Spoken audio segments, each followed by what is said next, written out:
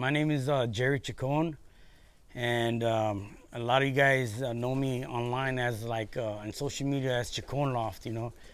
Um, I I've I was introduced into pigeons, especially the roller pigeons, when I was a kid, and as an adult, I started to look for something that I wanted to dedicate some time into, which was a hobby, and I went back and as a kid, I remember what made me happy when the joy that handling the pigeons gave me. So I said, man, I'm gonna continue with that.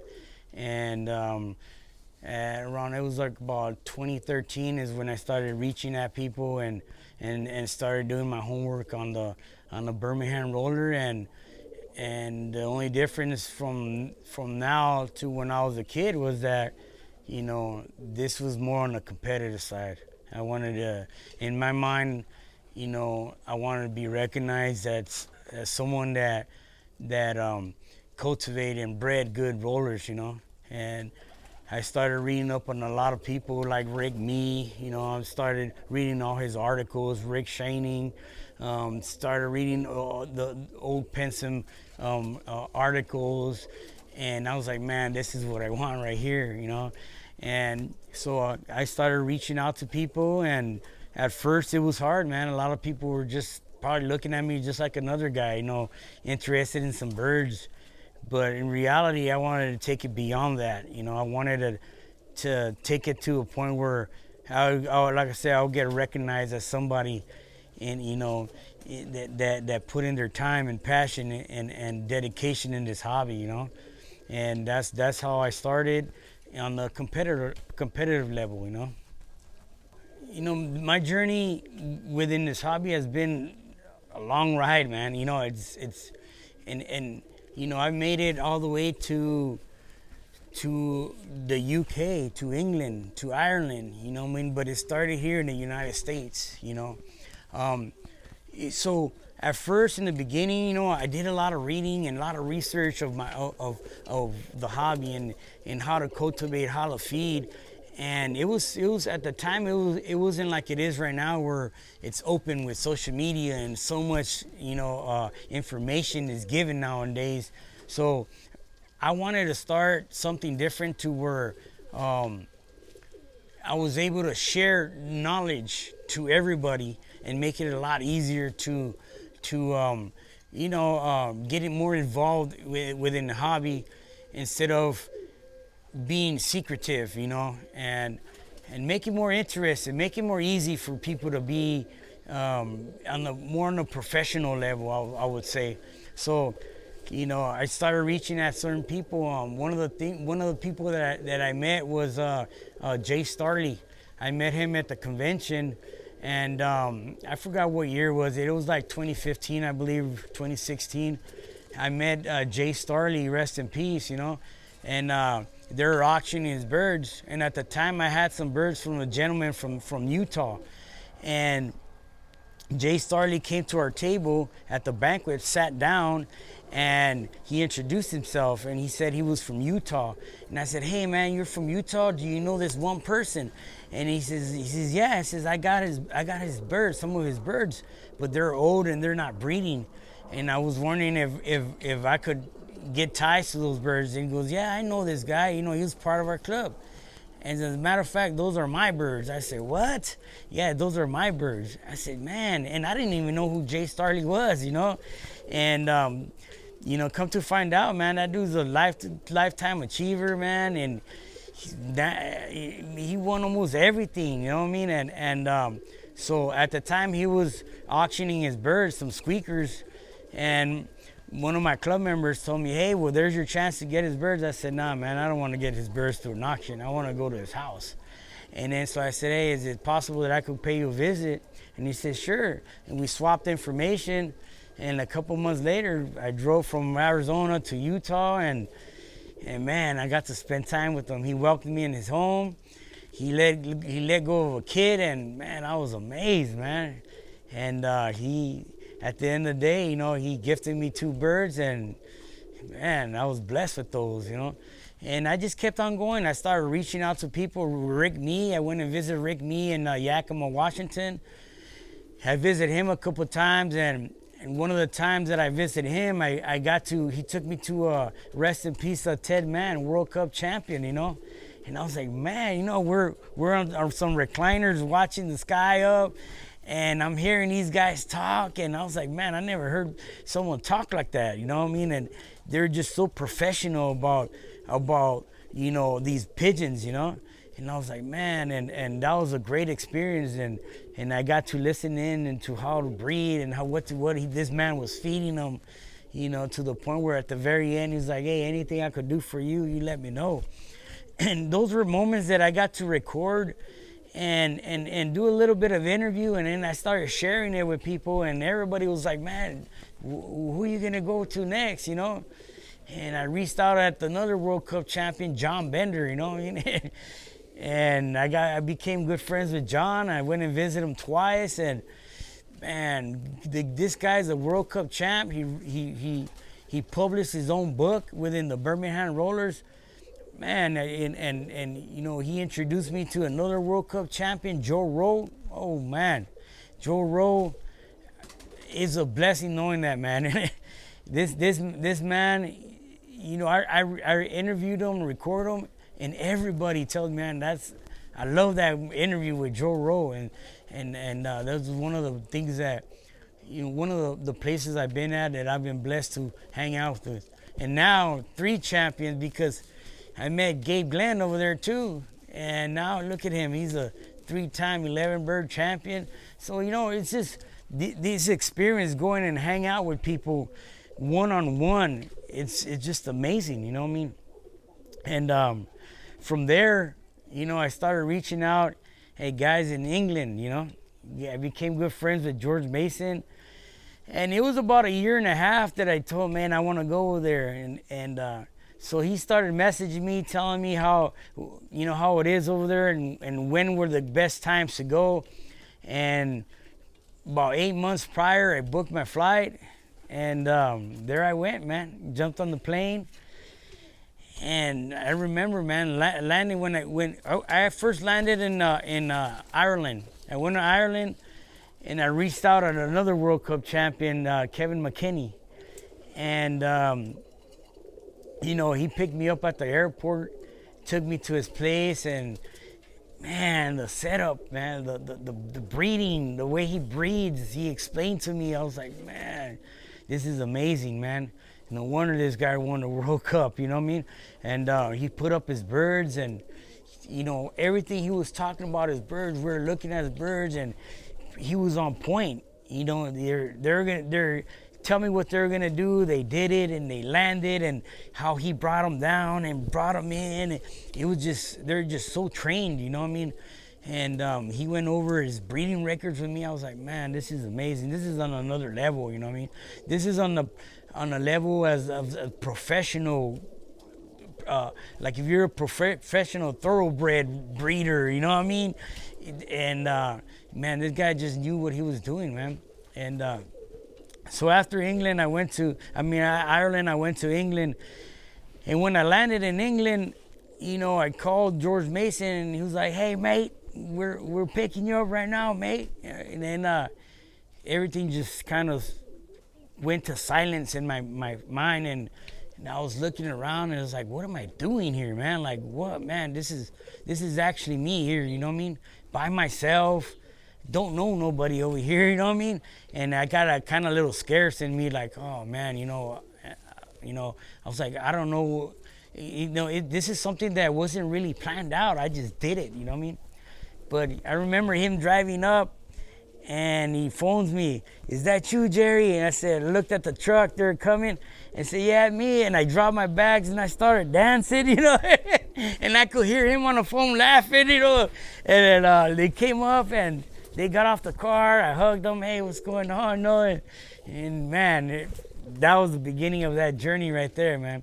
Since I landed there, there's no time to rest, man. Like, I had jet lag, man. I was like 20-something hours, and they didn't sleep at all on the plane. And right away, man, we went to George's house. And then from George's house, we went to one of the flyers' house. George dropped me off, swapped me off to the judge that was Dave Mosley. And I remember I was right there, and George is telling him, hey, is he good to ride with you? And man, that dude Dave Mosley, he was grumpy, man. Right off the bat, I was like, damn, man, I ain't gonna like this guy, man. Right off the bat, I guess so, man. You know, nobody taught me nothing, and blah blah blah. And I was like, man, bro, I gotta deal with this guy. You know what I mean? So jumped in the car, started going off to the one house to the other. And I'm telling you, man, the first lofts going in, man, I was like, holy shit, man, this is something else. This is on another level, you know what I mean? The lofts are, these guys, they don't only compete on their birds, but they compete with their lofts, man. Their lofts are beautiful, spectacular, man. You know, it's like you got guys with waterfalls underneath the loft and with koi ponds and, I mean, canaries and beautiful walk-in lofts with plaques and awards, man. And it was a sight to see, man. But overall, man, a great trip. I got to hang out with Dave Mosley, and I learned a lot, man. And at the end, man, Dave Mosley, I felt like he was one of my best friends, man. He was on another level, and he doesn't open up to a whole lot of people, man. But he opened up to me. You know, he even we had nicknames for each other. He called me the little American, you know what I mean? And I called him the professor, man, because he was truly a professor, man. He taught me the ins and outs of conditioning pigeons for just flying and getting them exercise conditioning them to getting them prepped for competition. It's on another different level, man. I didn't have no clue that there was such a thing, and I thought it was just opening up the birds after breeding kits and flying them and picking the best one to the best one. But what are you gonna do when you have the best? You know what I mean? And if they're not conditioned and they're all fat, they ain't gonna do nothing for you. You know what I mean? If you got them too light, man, you're gonna deteriorate them. You know what I mean? So I didn't know none of that, and you know, I got the privilege to hang out with Dave Mosley for 2 weeks and 2 entire weeks, man. And it was a blessing, man. I remember we ended up in it was like a rental apartment, and it was me, Dave Mosley, Graham Dexter, and then George Mason showed up. And man, it was like a scenery like the Godfathers, man. You know what I mean? And I was like sitting down, and they're all talking. George Mason looks like a Godfather, man. You know what I mean? And they're talking, man. It was like if they're planning a hit on somebody. You know what I mean? I was like, damn, what am I doing here, man? You know what I mean? And I remember making a little video with the Godfather little soundtrack on there. And it was just, that's what came to my mind when I saw this. Some OGs, you know what I mean? Some OGs within the Birmingham Rollers, you know what I mean? And yeah, it was a good feeling, man. We ate steaks. Graham Dexter cooked us some steaks. And I was like, man, they had me sitting in the end like, you know, I was one of them, you know what I mean? And it was a blessing, man. It was one of the greatest times in my lifetime, you know what I mean? And I feel good because I achieved that, you know what I mean? Like I was a nobody, you know what I mean?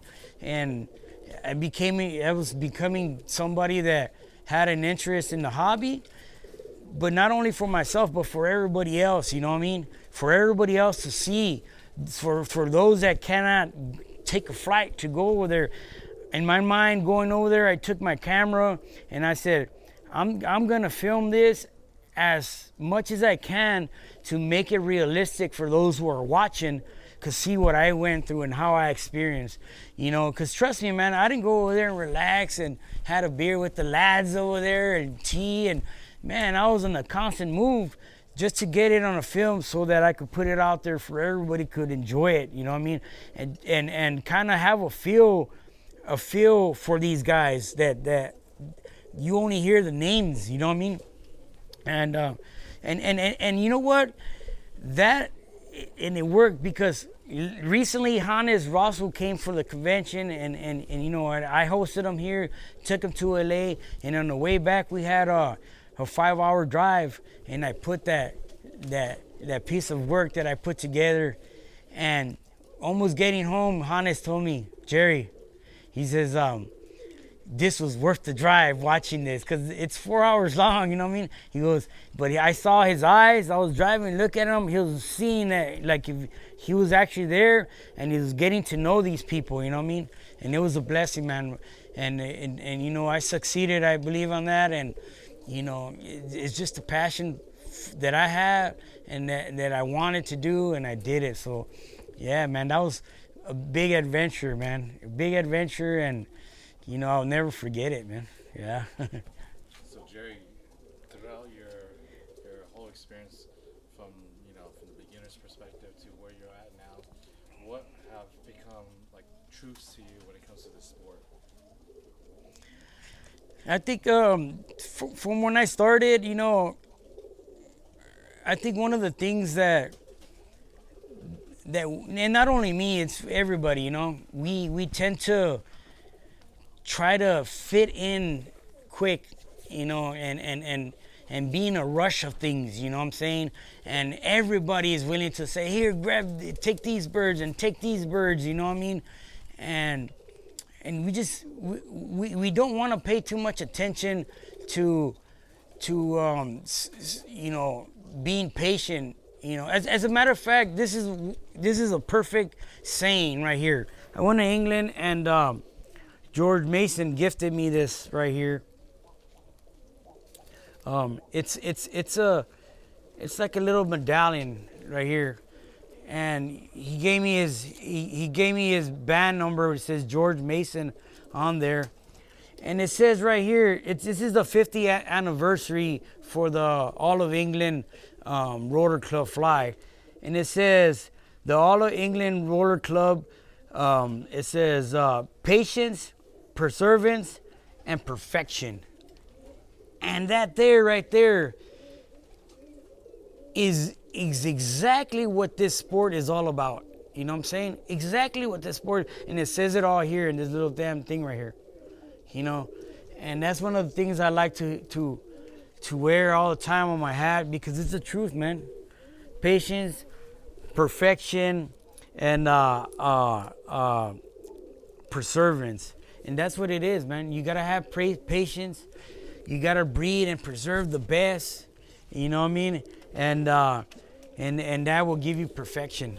You know what I mean? It's and if we could all understand that from the beginning, I think we will all be successful, man. You know what I mean? Because, you know, it takes a long time to achieve these 3 words right here, and that's something that I wish that I would have been shared with and became an understanding to me from the very beginning.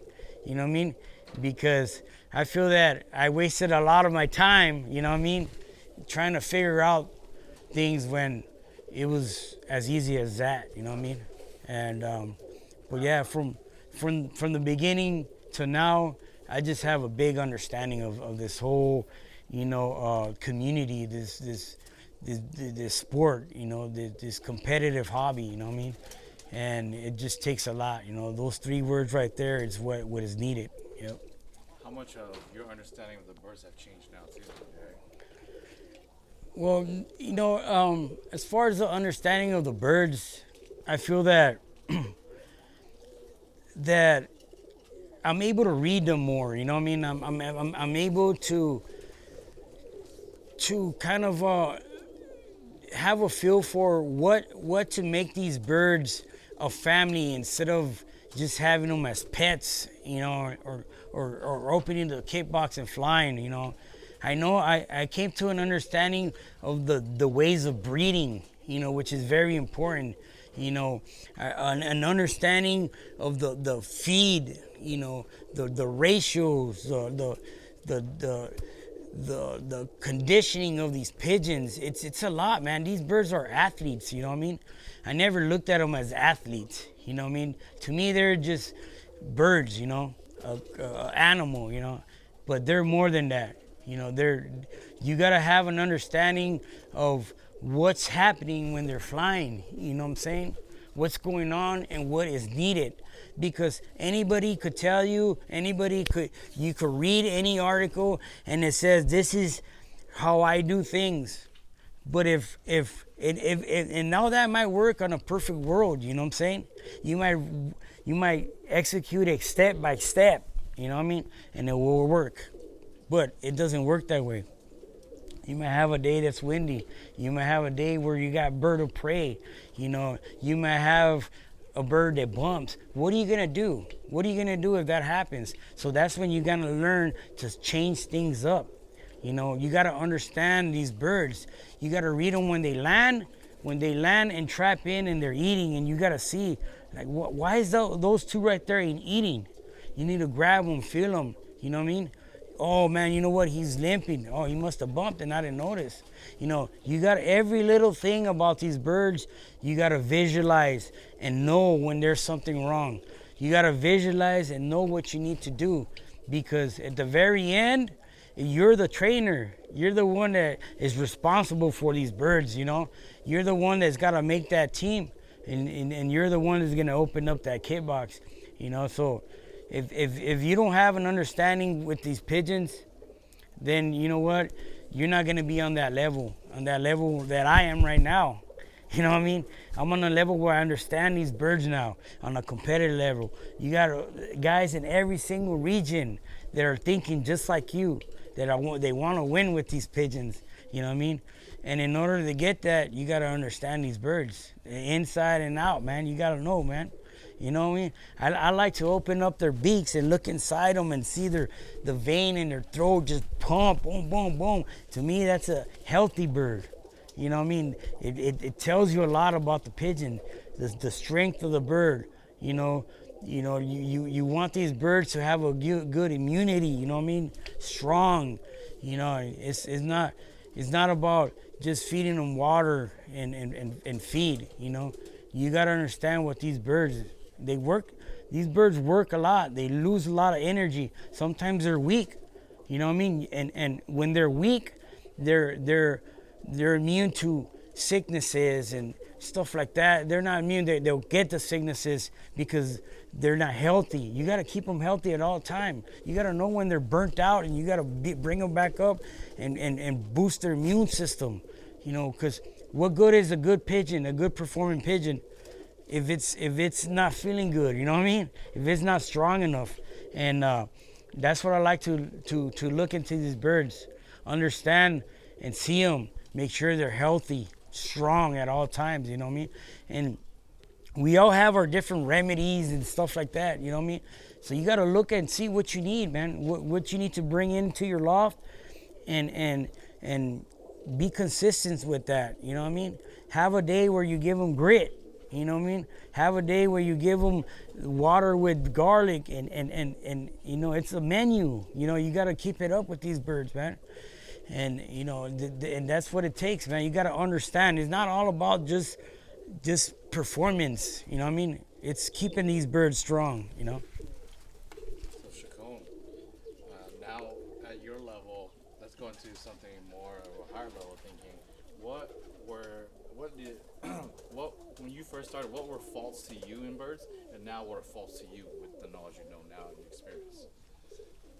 So what were faults in me, like making? How faults, birds who are wing switching, to who eat slow, who outbirds and all that.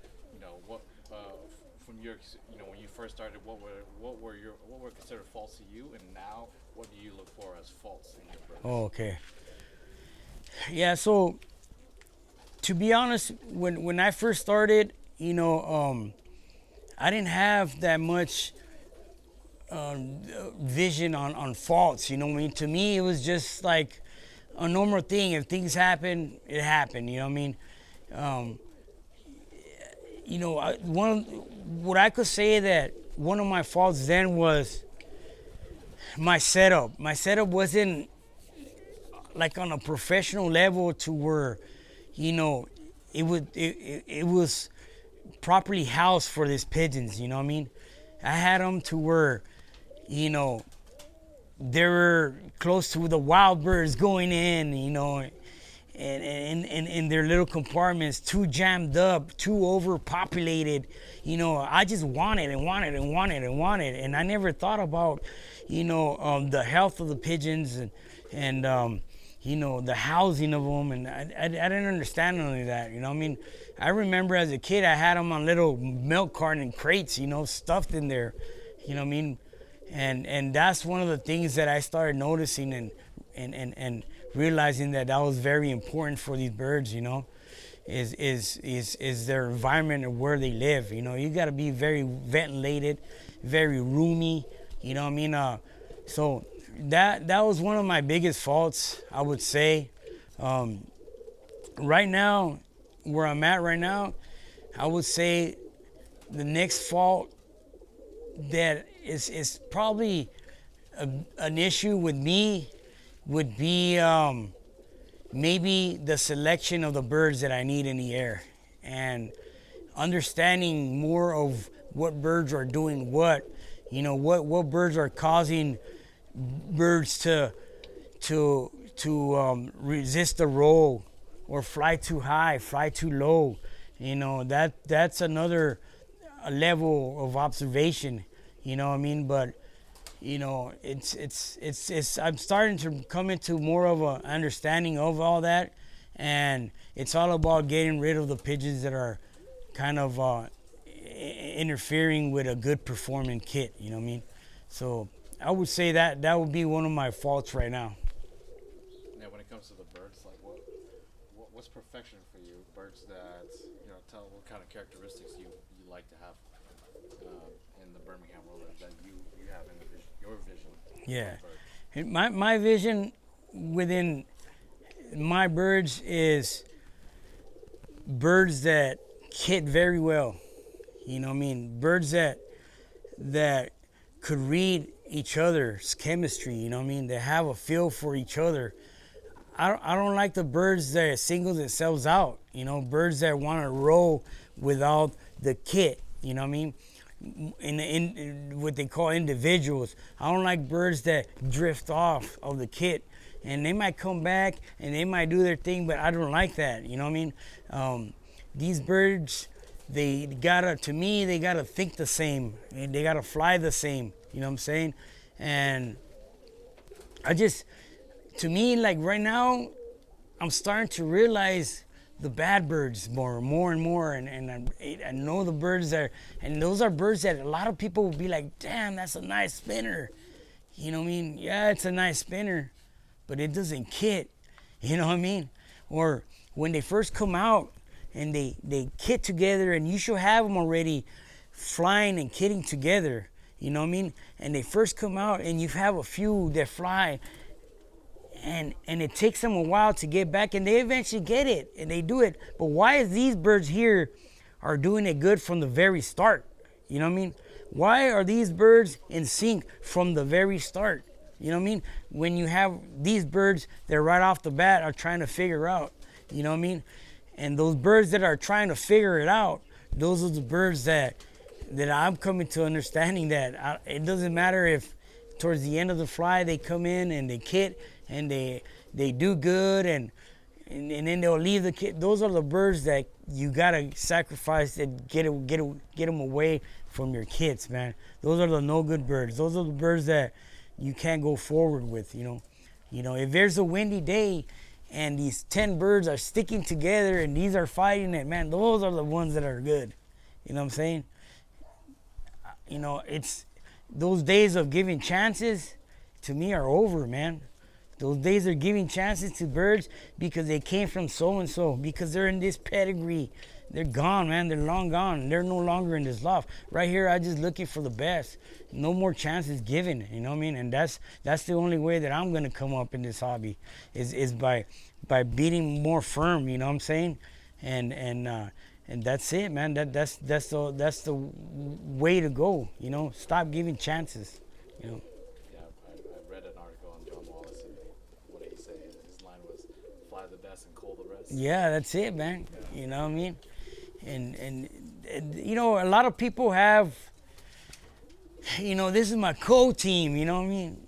It's like, man, why do we really have co-teams? What I mean? Like, what I mean? You shouldn't even be flying that. What I mean? Like I told him earlier, I said, man, I'm about to fly the birds that I'm thinking of willing to give up. And if they prove me wrong, little do you know, man, you're in the kid that's gonna affect your possibility of being here. You know what I mean? So you better hear me right now. You better hear my thoughts right now, and shape up, because if you don't, this is your last chance. It's not even the last chance. This is your only time to show that ability, man. Because if you don't have it, you're gone, man. Straight up. You gotta make the team, huh? You got to, man. I ain't wasting my time, man. I'm not gonna waste my time. This is my bait team, man. No, man. You know what I mean? If the damn Hawk's gonna take one, he's gonna take a good one. Period. You know what I mean? Because that's all I want here. Nothing but good birds. You know what I mean? Yeah. So when you experience success in your breeder loft, you're breeding a higher quantity of good pigeons. So if you're breeding a higher quantity of good pigeons, you got proven breeders, man, which means that you're able to afford to have good pigeons lost, by the bird of prey, or gift them out or sell them or whatever. There should never be no cold kit in your team. Never, ever. You know what I mean? Or in your yard, period. Just get rid of it, man. No use.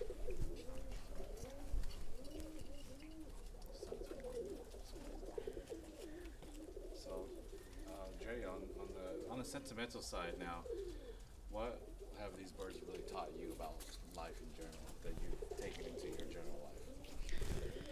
Yeah, I would say that I used to be a rowdy person, man. Like, you talk to me funny, man, I'm gonna question you. Like, you know what I mean? I was very protective. I didn't trust people. You know what I mean? It's just like I grew up in an area where you had to grow up fast, man. You know what I mean? Because people would take advantage of you. You know what I'm saying?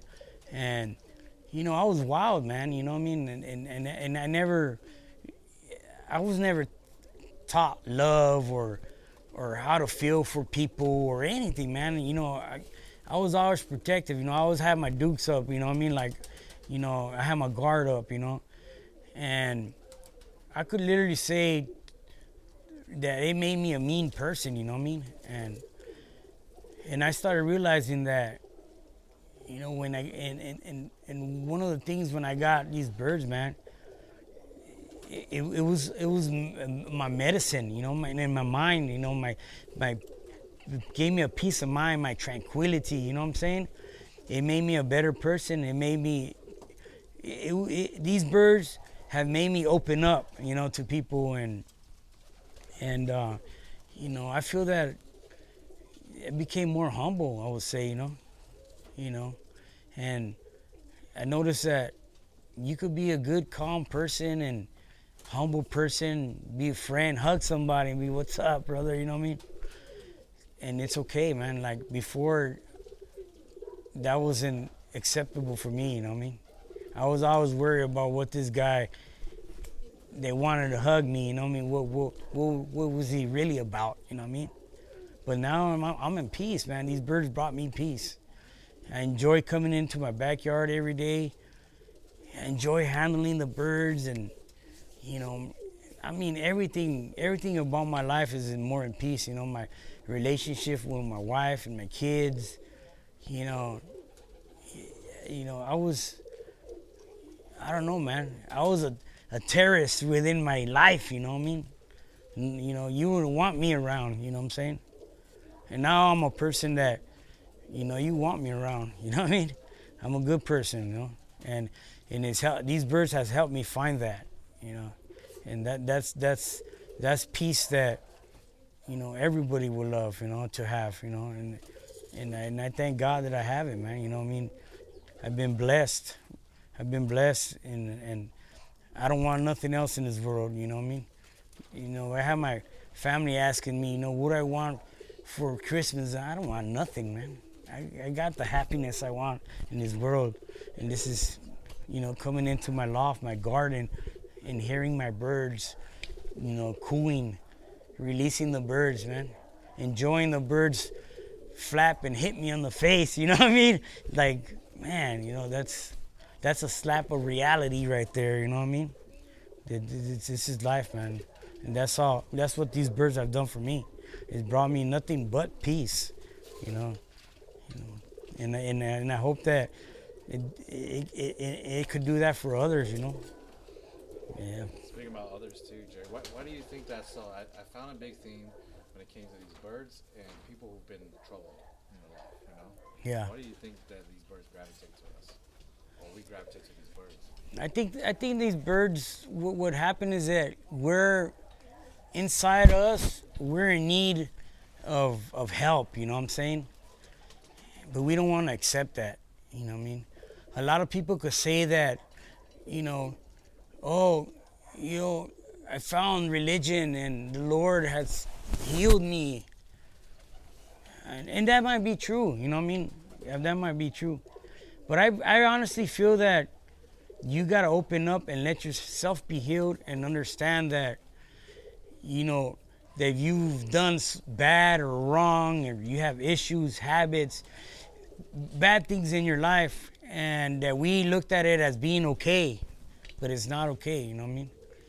And everybody is in need of being okay, you know what I mean? Being on a normal, you know what I mean? And sometimes we're looking for that, you know what I mean?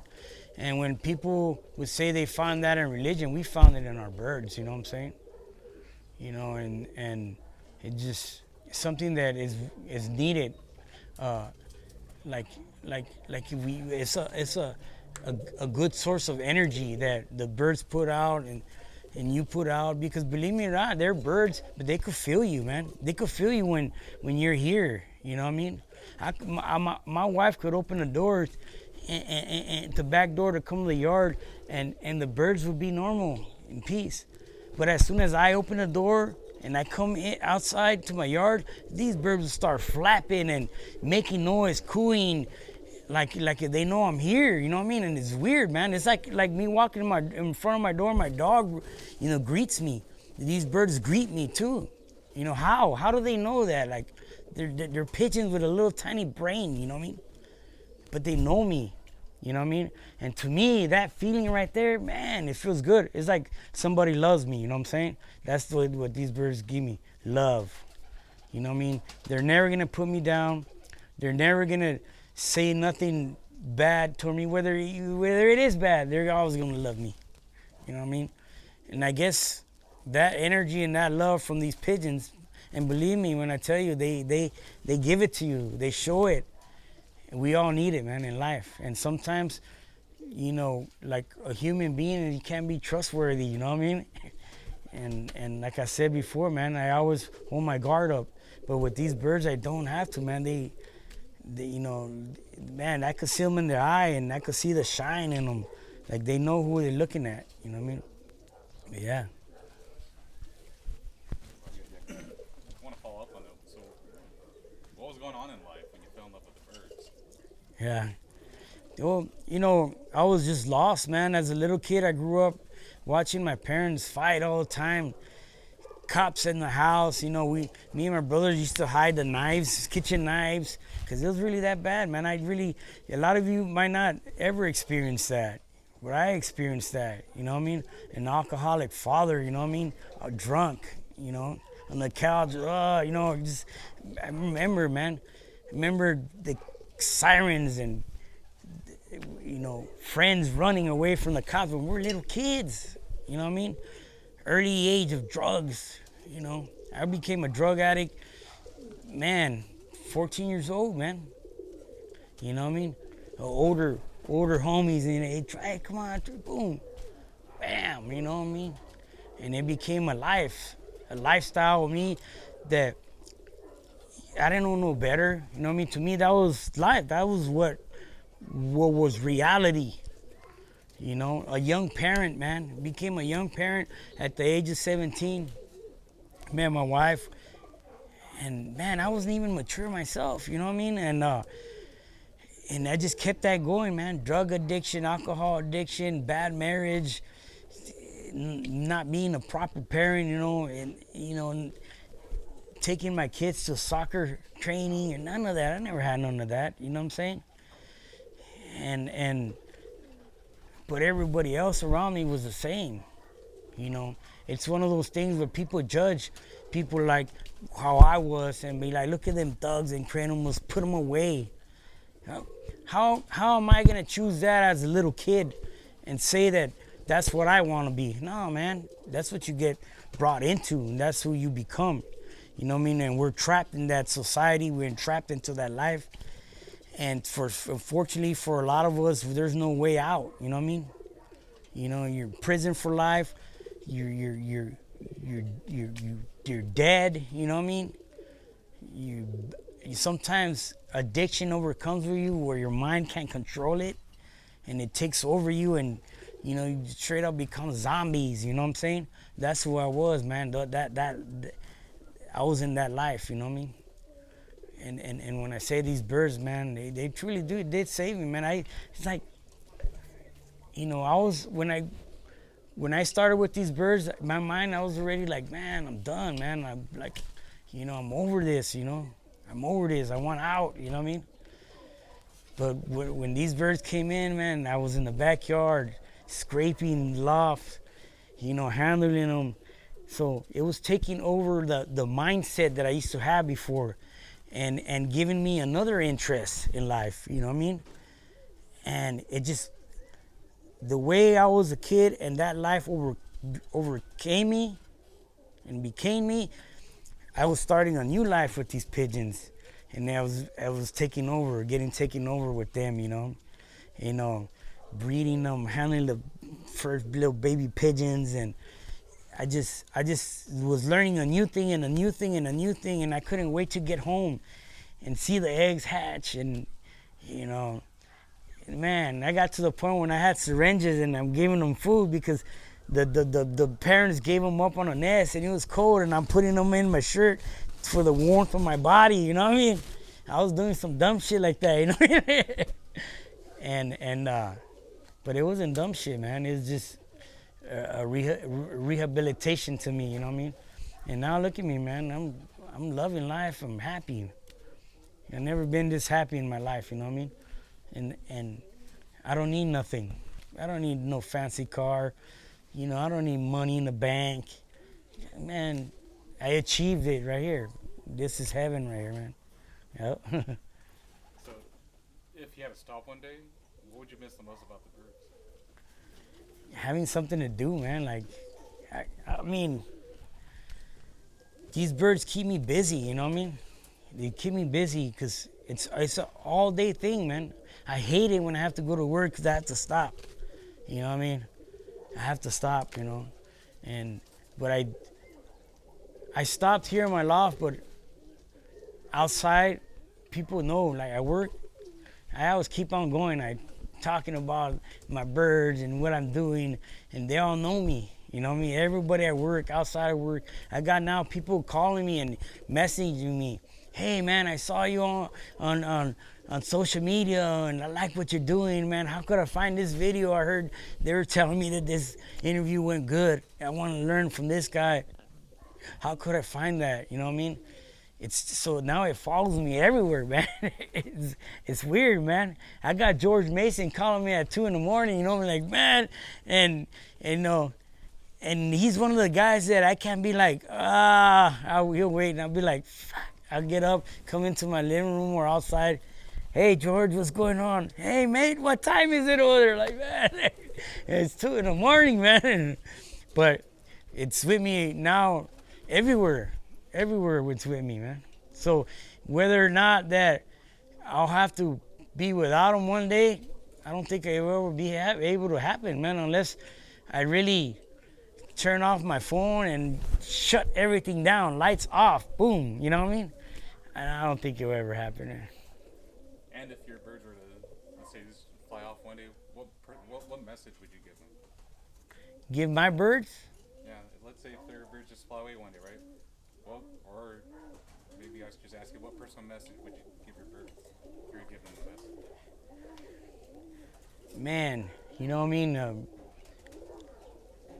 Be alert and evade from the VOP, man. Go get you. You know what I mean? Be like the commies and just stay in the little cubby holes in the houses and don't even fly, man. Retire and have a bunch of little babies, man. Because you know what? Your ass is gonna get eaten. You know what I mean? Yep.